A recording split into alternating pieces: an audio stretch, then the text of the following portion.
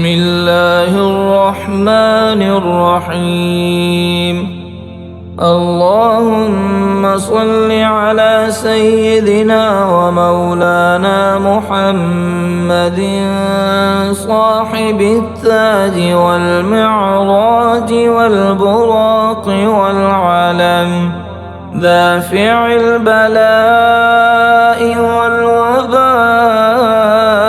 والقحط والمرض والألم، اسمه مكتوب مرفوع مشفوع منقوش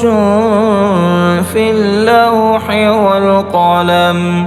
سيد العرب والعجم، جسمه مقدس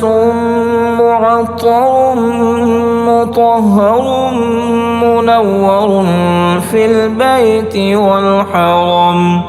شمس الضحى بدر الدجى صدر العلا نور الهدى كهف الورى مصباح الظلم، جميل الشيم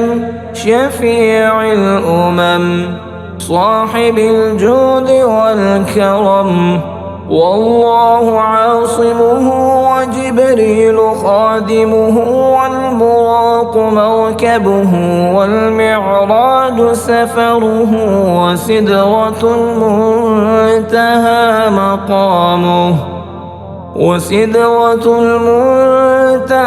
مقامه وقاب قوسين مطلوبه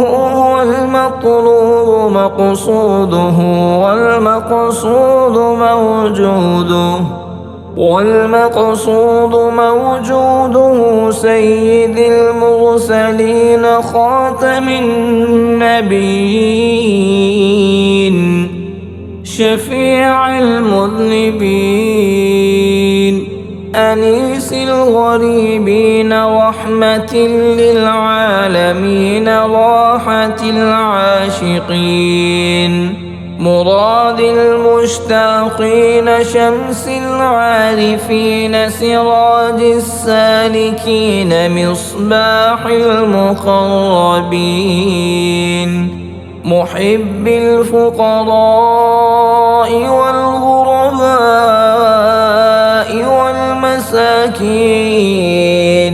سيد الثقلين نبي الحرمين إمام القبلتين،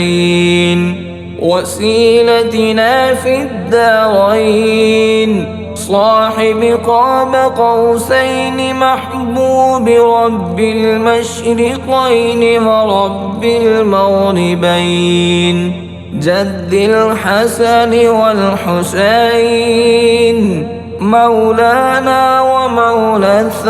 الثقلين، أبي القاسم محمد بن عبد الله، نور من